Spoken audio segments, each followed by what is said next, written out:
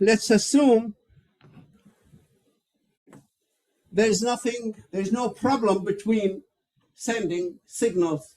So we're going to look at the next stage. How do computers actually move information?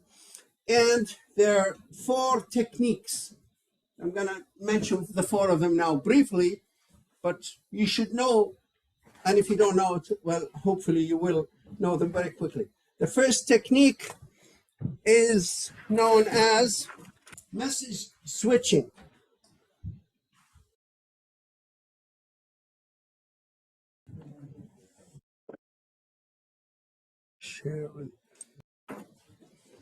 All right, the message switching is the first technique that computer companies started doing. So when computers started back in, they started back in the 50s, 60s, and then computer companies started sending information. The first technique they used, they called it message switching. It takes their full message and send it to the nearest computer. And at the time, the nearest computer, they only had radio transmitters. So they have a transmitter that sends a message and a receiver or an antenna that take the message. But the message is large, so this file that needs to be sent is the entire file. We read it 1 byte at a time, send it all the way there, and here we store it on something called external storage device, which is a tape. At the time, there were no hard disks, but then hard disks were started being used. So that's the way how message switching works. It goes from one machine to the other, transmitted. This transmitter can go 100 kilometers, can be 1,000 kilometers, whatever. It depends on how strong the radio transmitter is and how far it can go. But then it's received. Once it's fully received at this machine, then it's transmitted to the next machine. The same thing. So, and it has to be stored in an external storage device. You should know by now that memory, there are 2 types of storage memory. One is called main memory, and one is primary memory or main memory, and the other one is auxiliary memory or secondary memory. That's tapes and hard disks and other storage devices. Difference between them, electronic memory or main memory is electronic. It's electricity going through these tiny, minute electronic switches, and it's so fast. Electrons flow through wires almost at the speed of light, almost. Close, very close to the speed of light. While if you are storage, outside storage or secondary memory is very, very slow. It's comparing main memory to auxiliary memory. It's like the difference between traveling in a rocket and traveling on a horse cart. That's in ratio. So hard disks are mechanical devices. Tapes are mechanical devices. Anything mechanical is way too slow for main memory. So, and that's one of the reasons why this technique is so slow.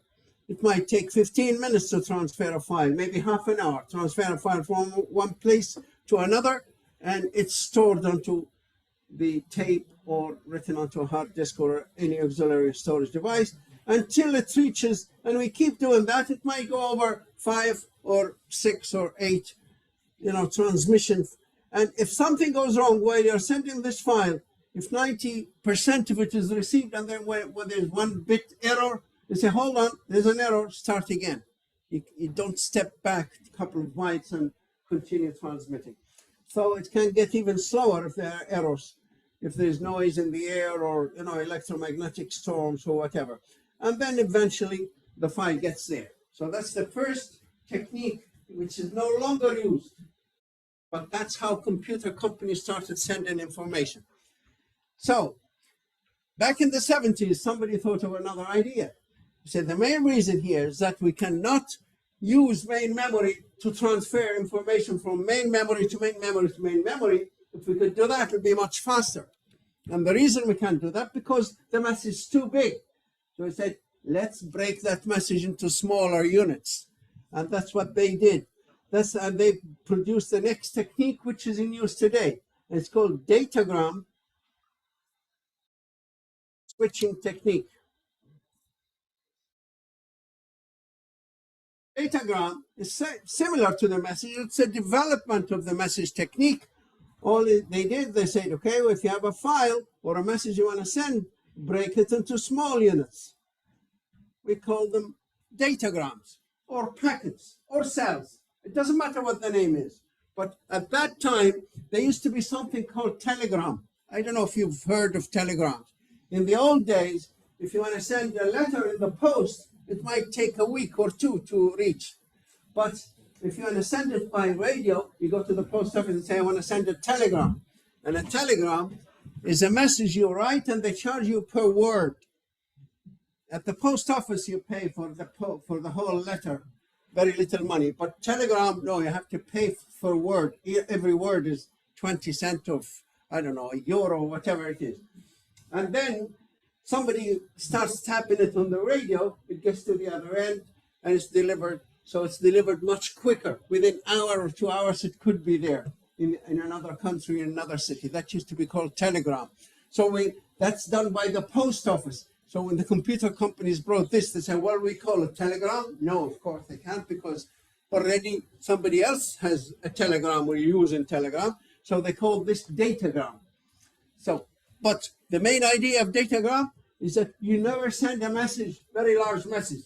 There's a maximum size on the message that can be sent. And the reason why, now they can fit in main memory of every router, every device they go to.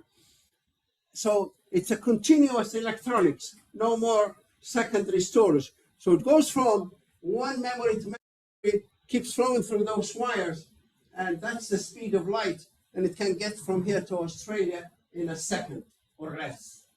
So that's the major development in speed in communication, the datagram switching technique. So this is, if you have to describe it, maybe 4 or 5 statements describe it. Then we see what features does it have and what are the problems with it. But this is the way it works. You take a message, every message is broken to smaller units, we call them datagram. Every datagram, we put a header on it. We add some information onto it that are not part of the message. And this is one advantage. You have to carry more information, not just the user information. Now we have to carry extra information. We call it the header.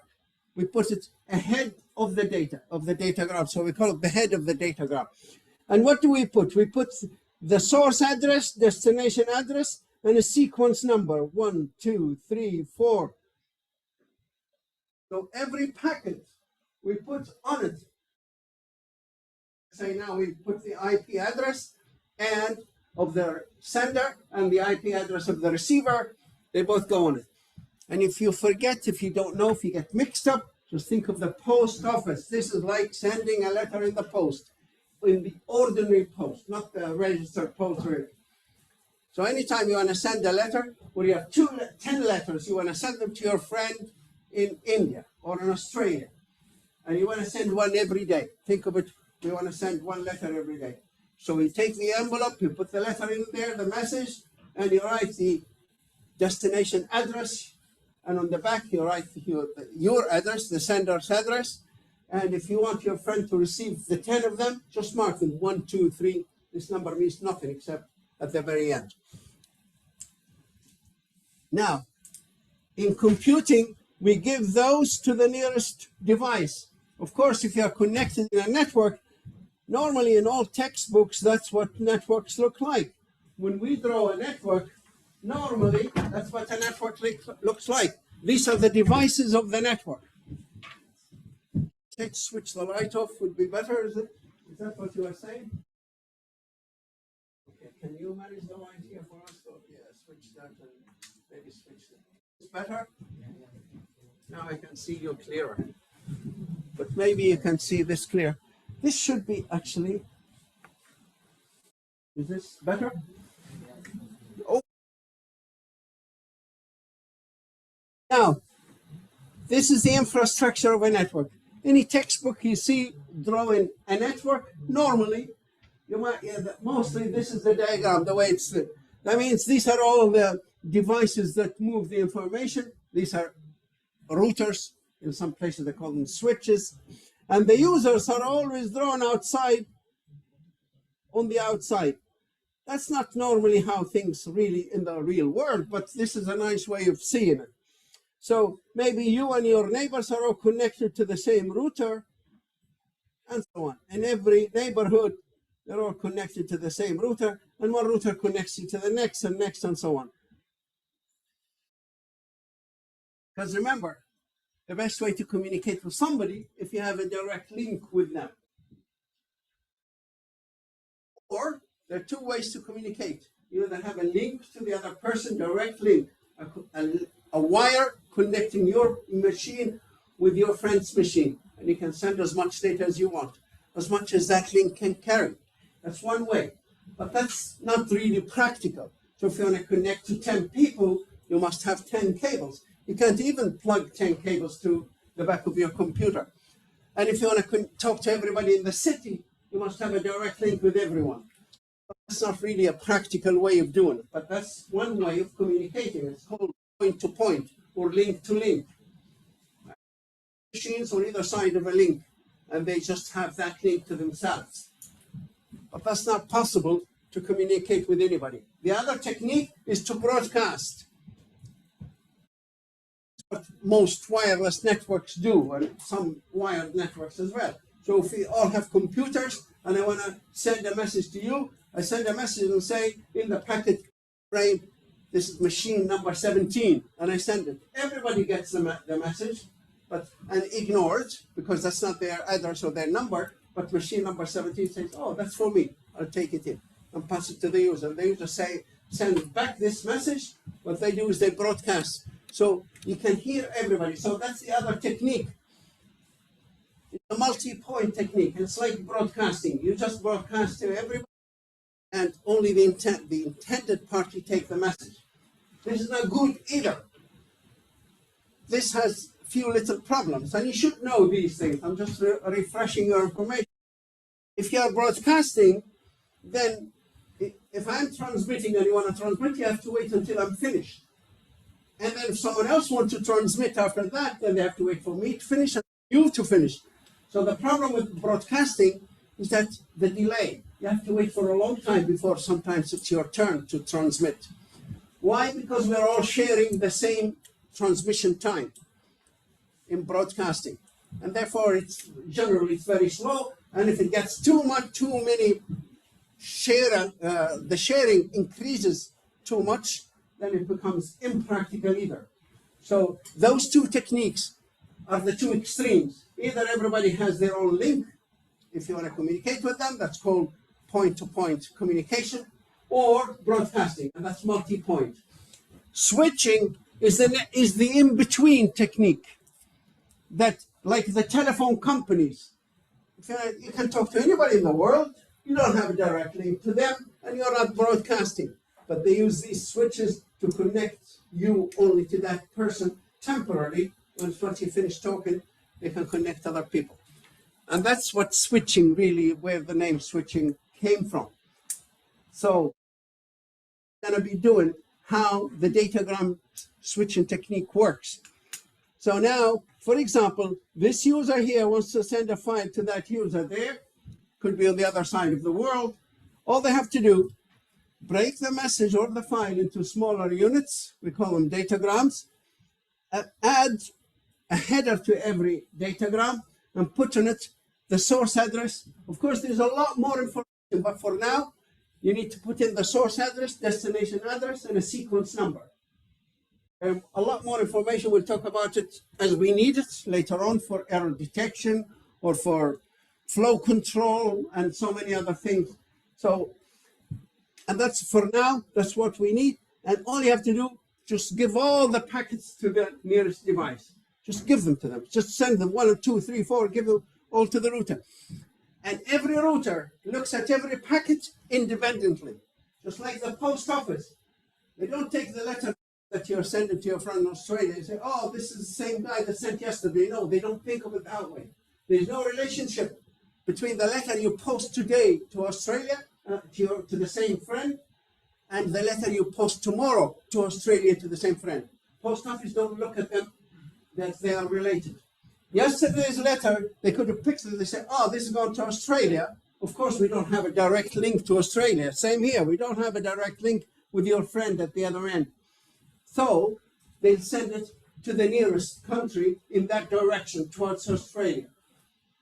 They might say, hey, let's send it to London. From London, they'll push it towards Australia. So, and then tomorrow's letter, they pick it up and say, oh, this guy's sending a letter to Australia. Okay, let's send it.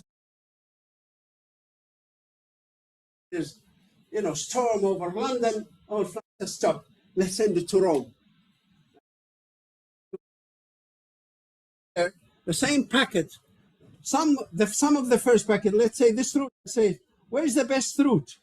So the route is picked for every packet independently by every router.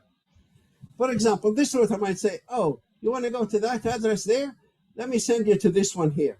So packet number 1 goes that way, packet number 2, packet number 3, they all go in this direction. And then maybe this router notices, hey, things are slowing down here on this side. Let me change to another direction. So it might send number 4, 5, and 6 in this direction.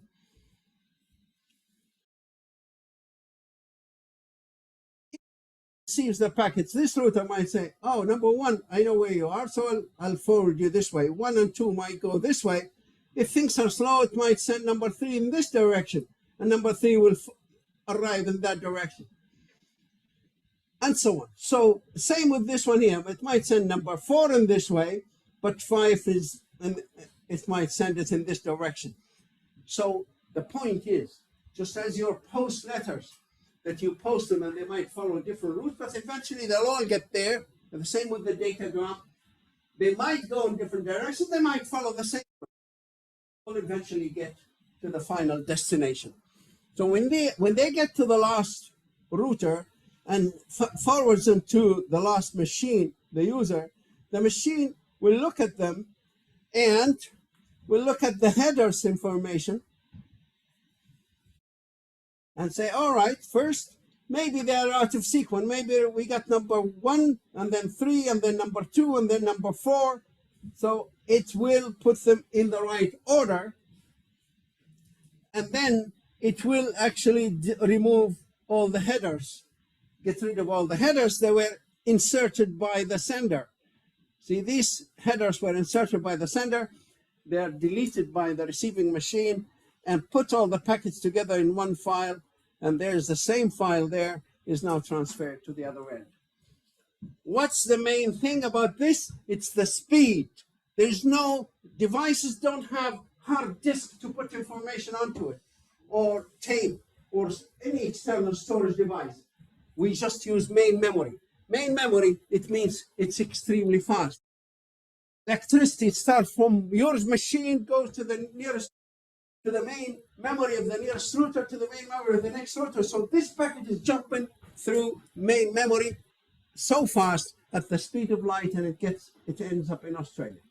And this is the big revolution in speed in communication.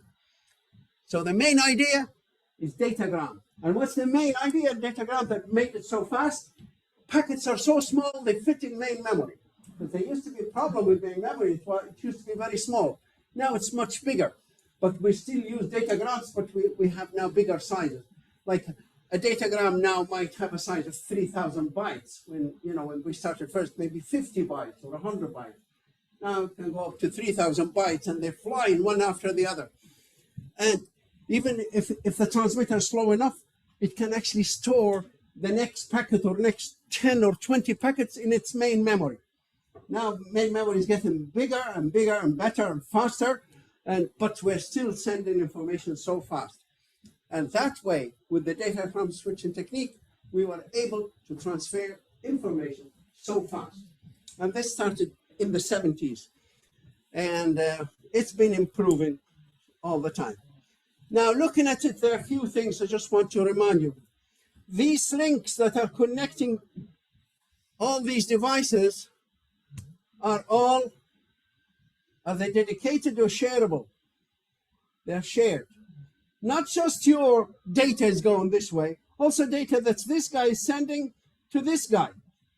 It might send it straight that way or go in this direction. So every link or every channel, whether it's a cable or a radio transmitter, is sending packets that belong to different users from different sources to different destinations. On a street, they don't all belong the same, but they all get onto the runway and one after the other, and then some of them get off the runway or the motorway at the next exit, and some of them continue a little bit further. And same with this one, say packets going from here, it's just same as the post office. All the posts are going to Britain and to France and to Australia. They all put it on the flight to London.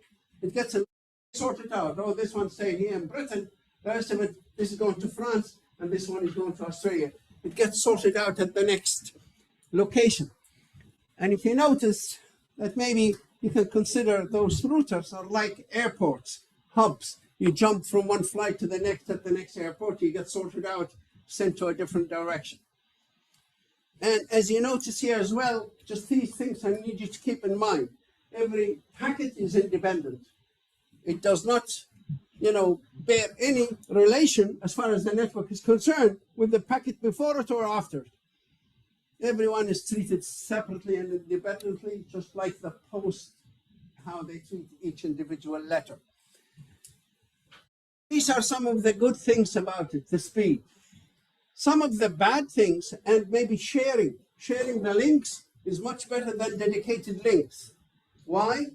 Anybody knows what's the advantage of sharing over dedicated links?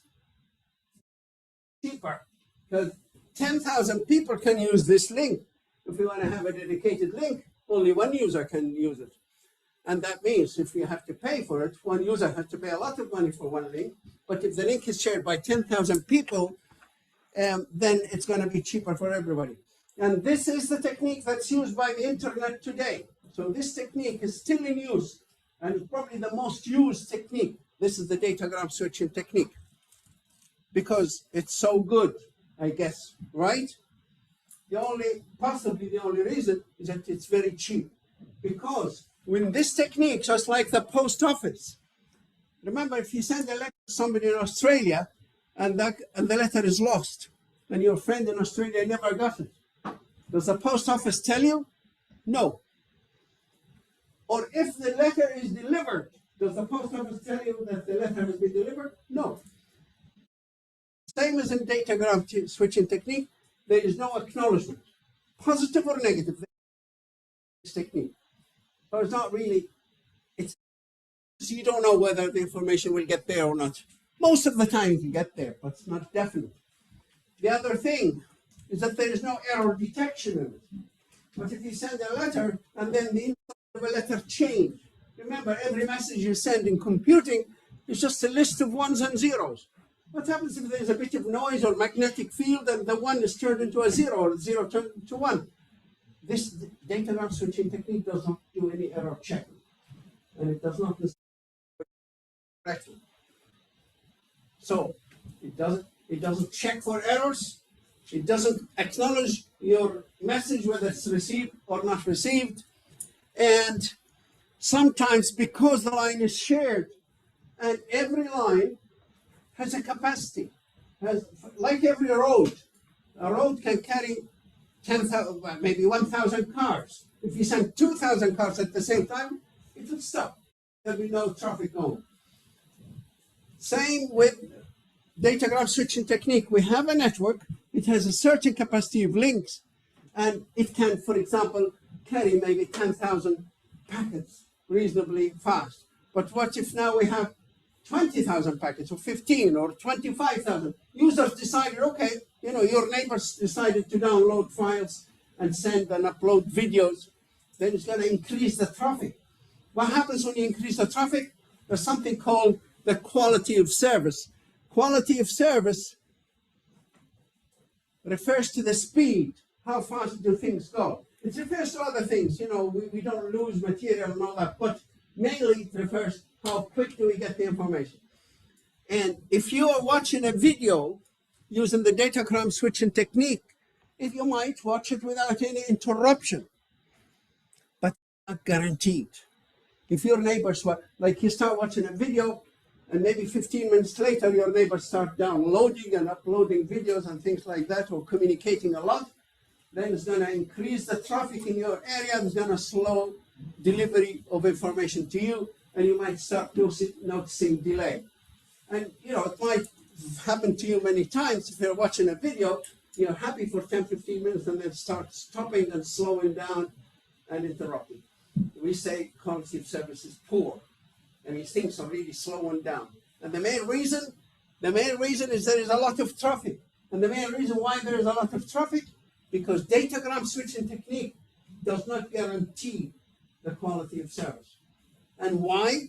How come? You might be asked why the datagram switching technique cannot guarantee, because it can never say no to any data to be transferred. And as you noticed when I started explaining here, you said you have a file to send, break it into packets, put the header and give it to the nearest router. You don't ask the router, can I send you the data? No. And the router can never say no to you. You send it to the router has to deliver. This is very much like the post office. You have a letter posted. They don't say to you, oh no, maybe today we will not. No, there's a box there, you drop it. It's their responsibility to take it from there on. So this is called datagram switching technique, and this is the technique that's in use today. Right. Now, there are two other techniques that are in use, because when the computer companies started back in the 60s and in the 70s, they changed it to datagram switching. Jealous, other companies, and they're the telephone companies. Telephone companies have been around for 100 years before the computing. So maybe about 150 years we've had our first phone. The telephone companies say, hey, this is our area. You guys are coming in communication from us. Yeah, we are the experts. We have the experience. We can do it better than you. So, and they did. And it's all money, of course. That's all they want to get, make some money out of this, because there is a lot of money in communication. So how did they do it? I'm going to tell you how the old telephone systems work first. So the old systems work like this. This is called circuit switching technique. The circuit switching technique is the old technique that's used by the old telephone systems. And how does it work?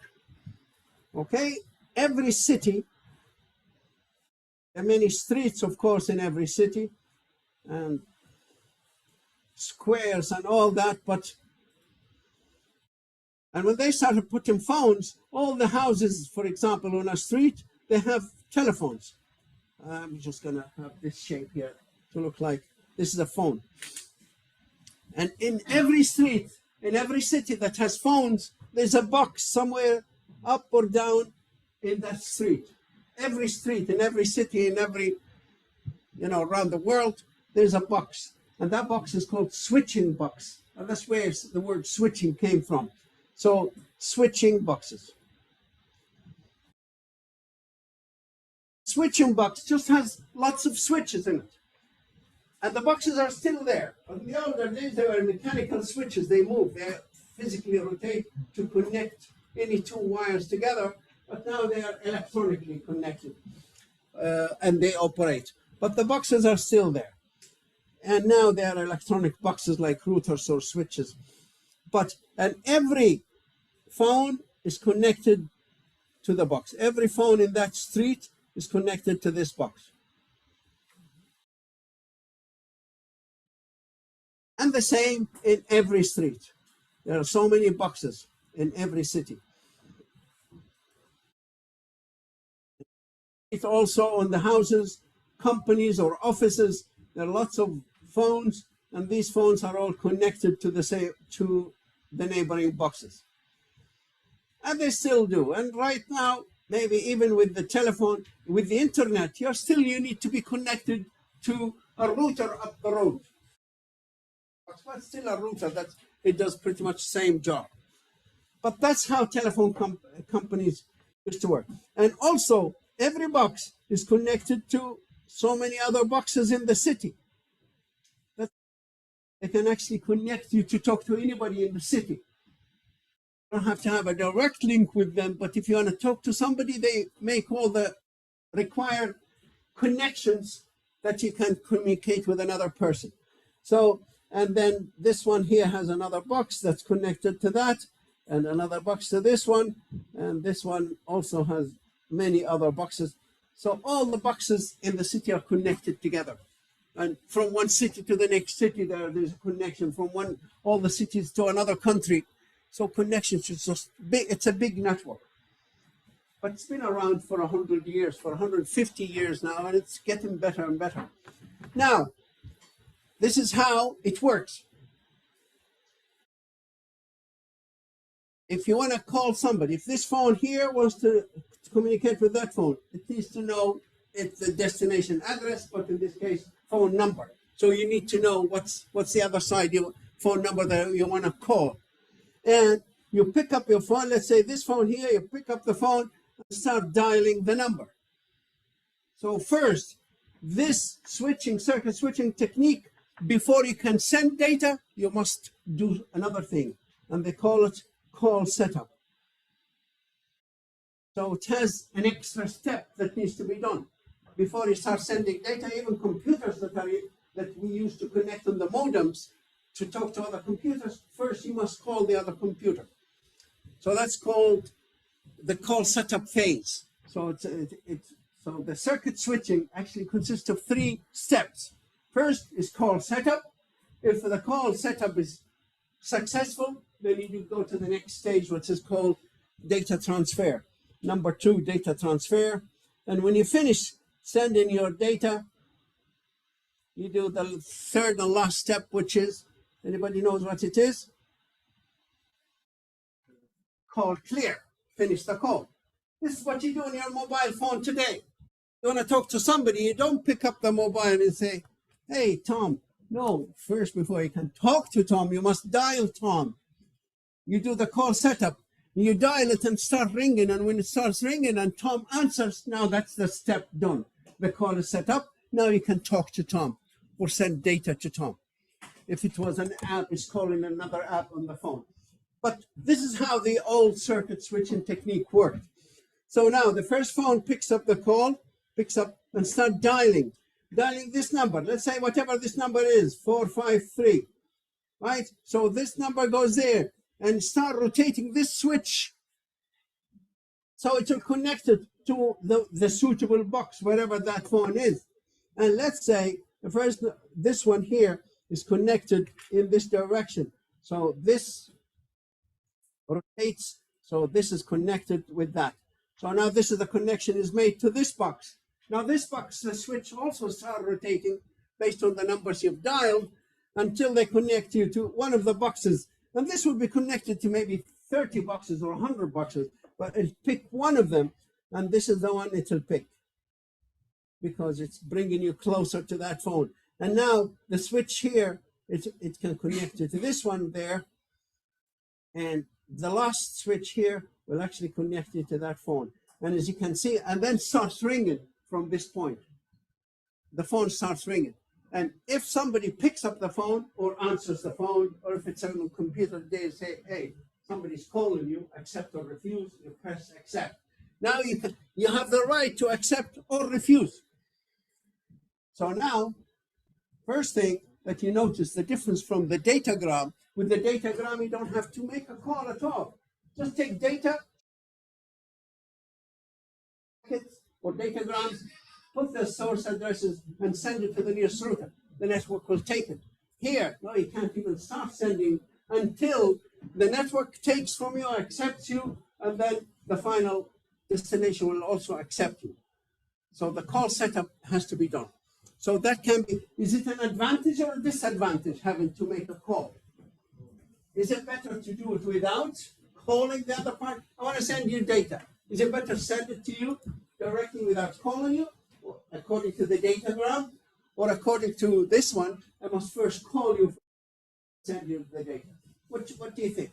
It's better because It's what? It's better because Yeah, it's a good answer. Well, is it the right answer? Sometimes it's better. It depends. Don't forget the word depends. I'm going to stick it here. Big word here. Okay. All right.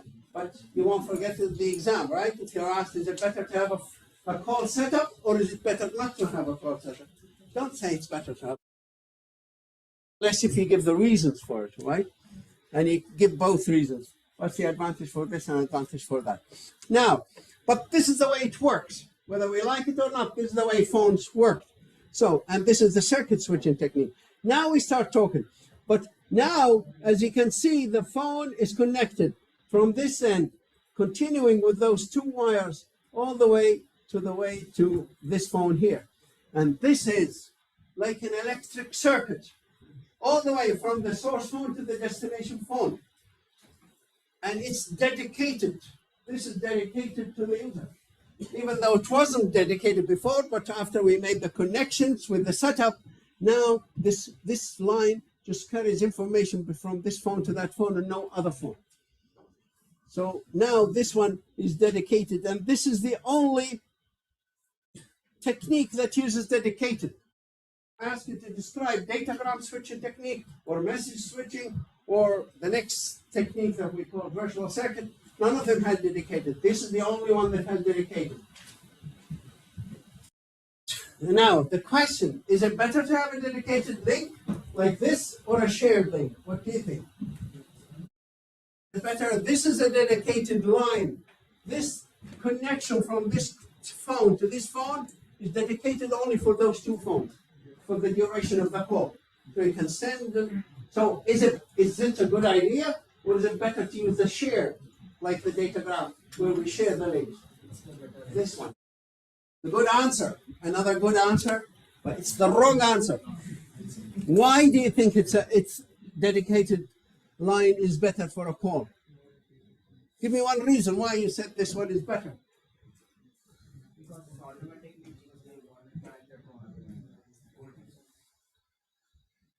No, we can connect them and they can still be shared. Why do you think dedicated, as he's playing? That means it's not necessarily correct, but let's assume he's correct. Dedicated is better. Why do you think dedicated lines are better than shared lines? Because we're sure you're connected to the person. You can refuse, the person who's receiving can refuse it. Okay, because it gives the receiver the right to refuse. Okay. Any other reason why dedicated lines are better than shared lines? Anybody? Yeah?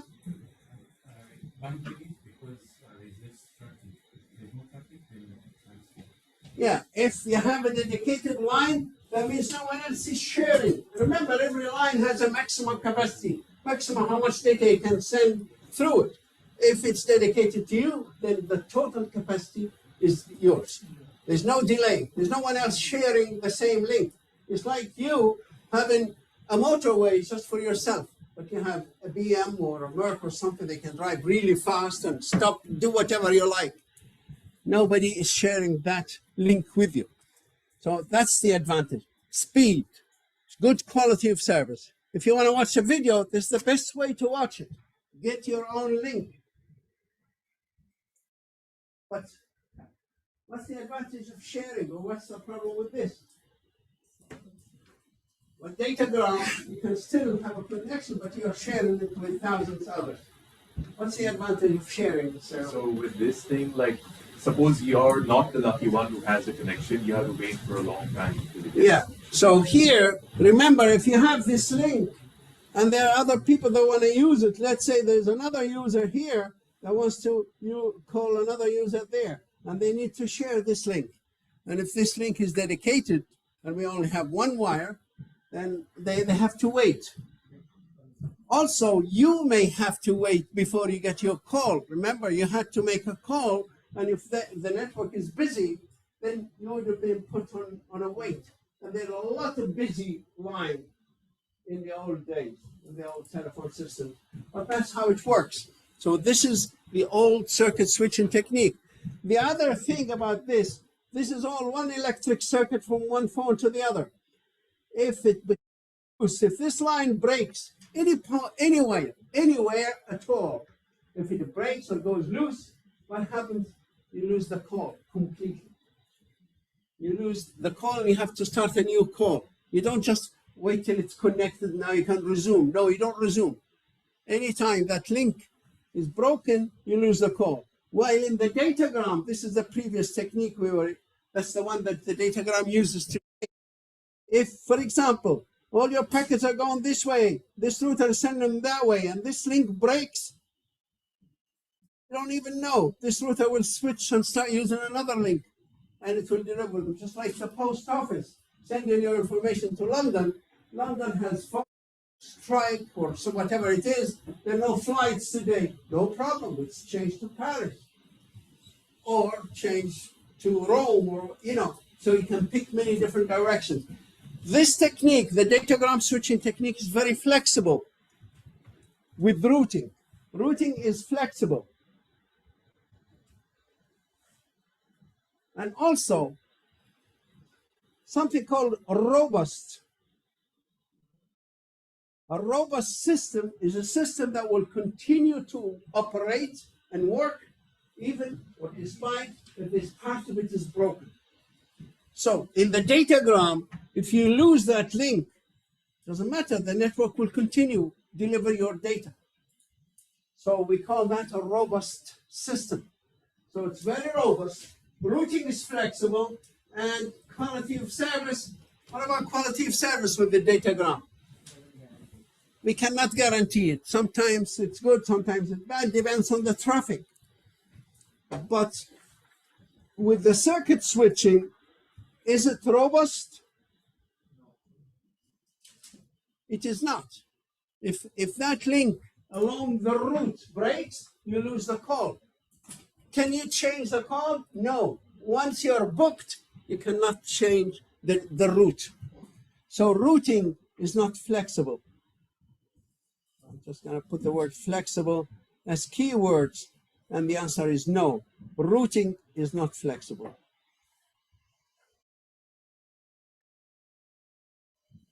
But that's how telephone companies worked before.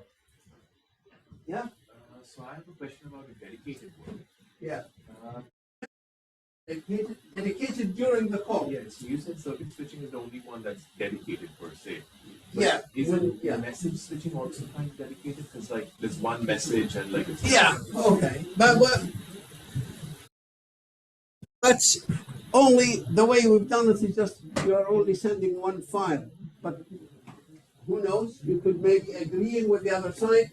All techniques, they actually break the packet into the message into packets, even though you don't have to do it in message switching. But they can take your packets one at a time, and then sometimes they send packets that belong to some others. Yeah, but generally they're no longer in use, and we'll concentrate on the ones that are in use. So this is the circuit switching technique. This is the old way how telephone systems work. But when they saw the communication and computing and datagram switching, then they started getting, excited and interested. So they said, hey, let's bring in our own technique. And they went and they came back with a fantastic technique, and it's called the virtual circuit. And the virtual circuit switching technique, the word virtual means it's almost like virtual reality. You get into a computer and it's like you're living in another reality, even though they call it virtual reality. Not real reality, but almost as close as possible to it. So this one here, they said, okay, this circuit switching is a good idea, but it has little problems, so let's iron them out and improve it. And they did, and they came up with the fantastic technique called the virtual circuit. And this is the technique they came up with. Here's a network. We have the same network structure, and users are outside the network connected to these routers. And let's say this user here wants to send a message to another user there. So this is the message, it's the same file, but now we said, okay, we're not going to send one big file, same these links are shared as well in the new technique. They're shared. There's nothing dedicated anymore. And they get the packets, they break the message into smaller packets, but before they send these packets, they send one packet. That's like the equivalent of the call setup. They have a new packet, small little packet, and it's called call setup, call request or call setup. So again, they use 3 phases, 1, 2, and 3. That's call setup. They still use the same technique, data transfer,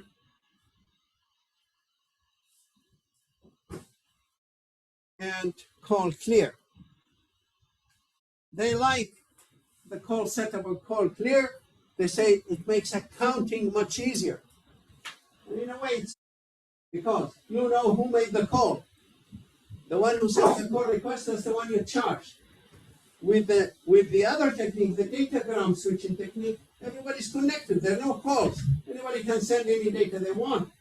And that's why now in datagram switching technique, they don't charge you by the number of calls. They either have to charge you, they have to go to counting number of bytes that you've sent, or they say, listen, forget it. It's 20 euro a month and that's it. Whether you use it or not. And that's how most datagram switching technique operate. But this one here, they say, no, it's easier. We can control exactly and only charge those who make the call. So anyway, you start by sending a request. What does the call request have? It will have the source address, destination address, back to addresses now, or numbers if you like, because that's what an address is. An IP address is also a number, but IP address don't use this technique. So, but you still need a destination address and a source address. And you say this is a request. So I'm saying packet, this is just say 1, that means I'm call request. Maybe make it 2, that means call response. The receiver can respond with number 2 or 3.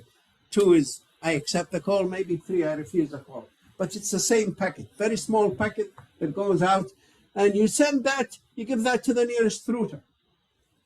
And every router in this technique has a table of calls, whatever. It can have 100 calls, can have 1,000 calls, can have 10,000 calls, normally about 10,000 calls for each router. It can handle how many calls this router can handle. It depends on how much memory it has, how much processing power. It can handle 10,000 calls. You just take that as a number now. So it has a table of 10,000 records, and they're all indicating possible phone calls, and they're all at the end, they're either busy, or free. Busy, or free.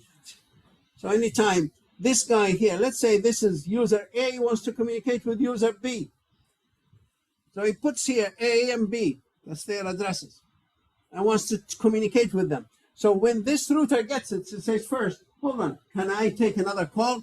Maybe I already have 10,000 callers. It might refuse you. But let's say it goes through its call stable signed, here's a free. I have a spot for a call. So it takes it and fills your information. A wants to communicate with B. And it says, okay, when A sent me information, see every router has ports at the back, 6, 4, 8, 16, whatever. Says, where did this call come from? Let's say port 012, it came with number 2, and I'm going to send it, so it came at number 2, and now I'm going to send it. I am connected to 2 routers, so which one is better? This one or this one? We'll find out later on how routing works. But let's say, okay, I'm going to send it to this one. So I'm going to send it to port number 3. And see this record here. These are all record 0, 1, 2, 3. Let's say this one is record number 48. Now that number is important. That information about that call is kept in the array on the table number 40, record number 48. And that's going to be very important. This technique, guys, is like booking a holiday and traveling on a holiday. Imagine you're in Ireland, you want to go to Australia for a holiday. So, okay, you need to book your flights. Okay, there's no direct flight to Australia, so I might say, hey, there are better chance of flights in London. So let me book one flight to London. So you call Aer Lingus, you book your flight to London. And then from London, you say, well, okay, how much is the flight to Australia? It's too expensive. Maybe I can go to Rome and from Rome I can fly to Istanbul, and then Dubai, and then Sydney. And you find this is the cheapest way. So you book each one of those first. And that's really what happens here. Excuse me. This router here is like Aer Lingus. It has all the flights and all the bookings, and it looks at stable, finds a free seat on one flight, and books it for you. And that number there, it gives it to you. This is like your booking code. And here we call it your virtual circuit code or virtual circuit number. And then it forwards it, then now it sends the request to the next router, let's say London. So this is like British Airways. They have their own flights, and they find flight number, maybe a record here, number 217. Yeah, it's free. Well, then it says A is requesting a flight, a talk to B, and I got it on port number 3, and I'm going to send it on port number 11. And this is still a request. So and sends it to this router. And this router also takes it down and books your flight and sends it to the user. And remember, each one of them, that number is important there.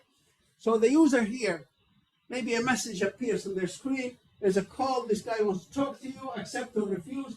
Let's say press accept. Accept or refuse. The message will be sent back. The same packet is sent back with another code. I'm accepting or refusing. So sends back, and this router will update here. The call is on. It's not a request anymore. And this one receives it and marks it as on. This one marks it as on. And they send this message call request back with the number here. What's this number here? 28, is it? Yeah. So they say 28. That means this.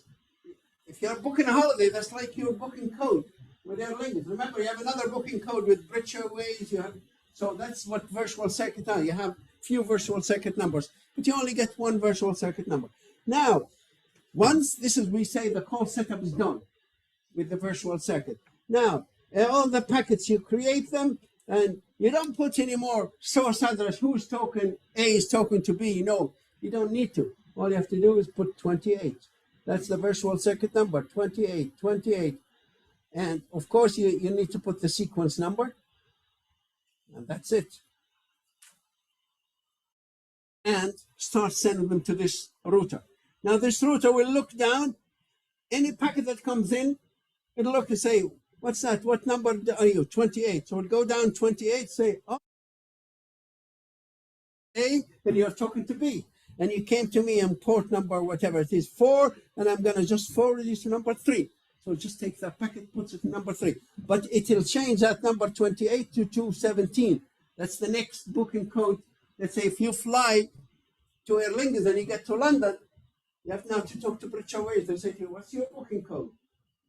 Here's your booking code, and they enter it. Say, oh, we know who you are and where you're going, and we know what gate you came from, and go to this gate, and they'll help you. So every router along the way is like every airlines. In every airport you land, they ask you for one thing. That's booking code. We call it the virtual circuit number. You produce that, and they'll forward you along the way, and they'll send you all the packets going. So all these packets will follow the same route. But remember, like airplanes, you're not the only traveling person. The airplanes are traveling to London every day, almost every hour, and you're just one of many who are traveling. So the lines are shared. So these lines are shared, and they travel all the way, and they take it to Australia. Well, though some other passengers will go to London, then switch to a different direction, but your flights will not change. Your route will not change for the duration of this call. And then when you send all your data all the way to the other end, then either one of the two parties can terminate the call by sending a call clear packet. It says, I am A or B, and I want to terminate this call. And you send it to the virtual circuit number, and every router will go down and say, okay, this is free now instead of book. Free, and the call is terminated. Yeah? So are the packets sent sequentially or like they're sent in any order? Okay, but because the packets will follow the same route. They must follow the same route. This is not like the datagram where they might go in different route. Routing is not flexible here. This is exactly like booking a holiday, and the other one is like the post office. Anytime you forget about them, think of booking a holiday or the post office. With booking a holiday, once you book, you're not allowed to change. If, for example, while you're flying from here to London, there was a strike and you miss this flight, you'll lose the entire holiday. You lose the entire trip. So the call is terminated. This does not have flexibility in it. But what it has a guaranteed quality of service. So quality of service is guaranteed. Why is it guaranteed? And then the datagram is not guaranteed. No, the reason is that this router will deliver you a good service provided we don't have too many calls, too many users. So now every router has enough calls that will make sure they're okay. It doesn't accept anymore. So if we have more than 10,000 calls, if we have here 10,000 calls running, and you are caller number 10,001, you say, no, sorry, I can't take it. Or maybe this router will take you, but when it asks this router will refuse, say, I'm too busy. So we might switch to another router at the start of setting up the call. But once the call is set up, then you cannot change.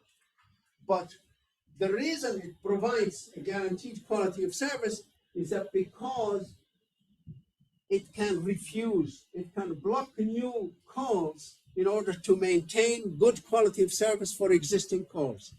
So this is the difference between and datagram. Virtual circuit, it can guarantee you a good quality of service. That's what the telephone done. They said, listen, we are experts at communication. We know users eventually will want a good quality of service. We can guarantee it for them. And they do. And they do that by actually refusing any extra calls from coming online. Yeah? I just wanted to ask, can we just dedicated? No, there's no dedication. That's in the circuit switching. It's temporary dedicated. In the older telephone system techniques where the calls are temporary dedicated, that's the old one, the circuit switching. Once you establish a link in physically, that's a physical electric circuit between the sender and the receiver. While this one, even though you're sending your packets, maybe someone else is sending packets to a user here, you're sharing the same link. So there's still small packets going that belong to different users going in the same on the same channel. Yeah?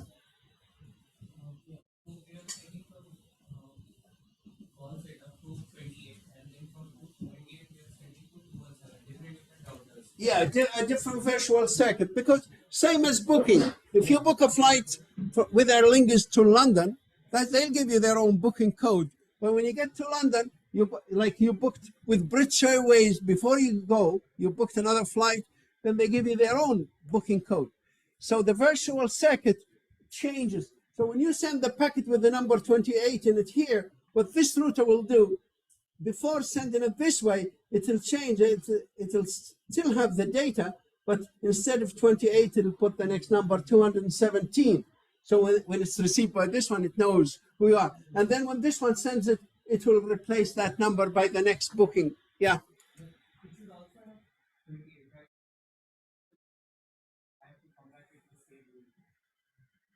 Okay, coming back, they'll all follow the opposite direction, and it will get them to the same destination.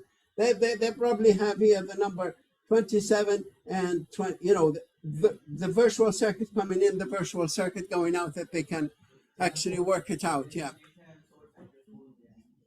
And they also have the port number, because sometimes you might have two calls to the same person. They will be able to identify each one of them separately. Anyway, so this is in basic terminologies how it works, yeah? So basically in virtual circuit switching, the routing happens only once during call setup, and after call setup is finished, no matter what, it won't reroute. Exactly, yeah, the routing is fixed. So you only do a call setup at the start, and that's when the route all the way to the end is determined. In the datagram switching technique, every packet is determined, the routing is determined for every packet at every router for each packet. Here, that's it, there's no more routing. the routing is already mapped out for you, and you just follow that route based on whatever virtual booking code they gave you, virtual circuit There's number. absolutely no circumstance in which you will reroute after call center. No. It's okay. There's a technique that was involved, improved later, but I don't want to get into it. We want the basic operation of virtual circuit. In the later implementations of virtual circuit, when you book a virtual circuit, they get you to book your route, but they'll also book you a standby route. So if this one breaks down, maybe you can switch the rest of the package. But forget about that. That's an addition. We just want to talk about the virtual circuit. Same with circuit switching, even though we say it's dedicated, but there's actually a technique called multiplexing that allows you to send a few calls on the same link.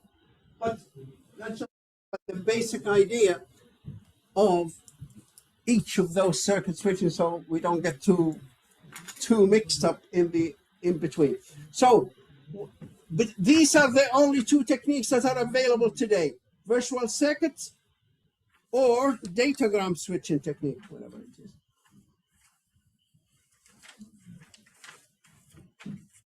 The message switching is too old, and the circuit switching is old.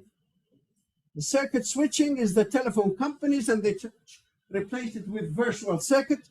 This message switching is the old computing companies, and they replaced it by datagram.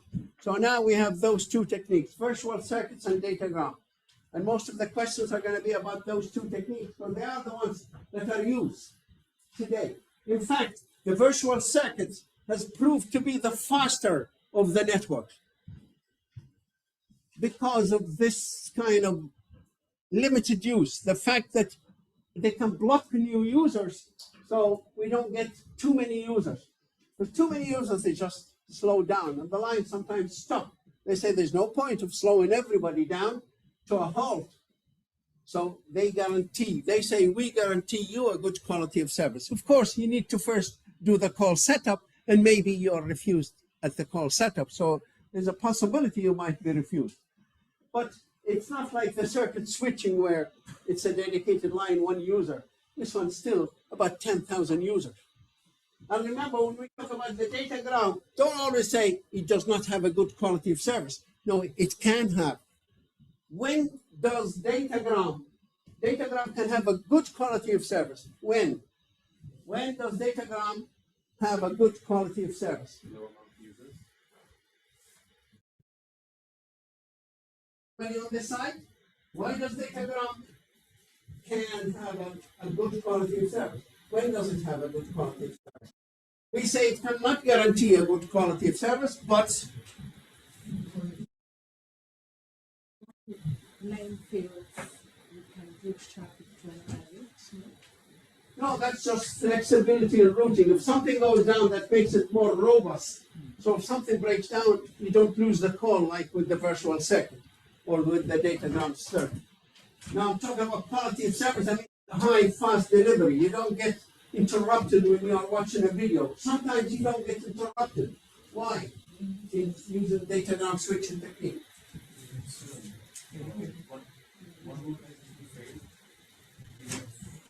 No, if everything is working normal. When do you get a bad quality of service? When do you get interrupted in datagrams? When there are too many users. If there are very few users, then you have a great quality of service. You only get a bad quality of service and delay if more users come in and start using the line. Remember, the whole network has a maximum capacity, and the number of users use this capacity. If you have more and more users and you are using too much of the capacity of the network, you actually can cause it to stop. So, which one is better? Now we get back to the same old question. Just those two techniques. Let me get the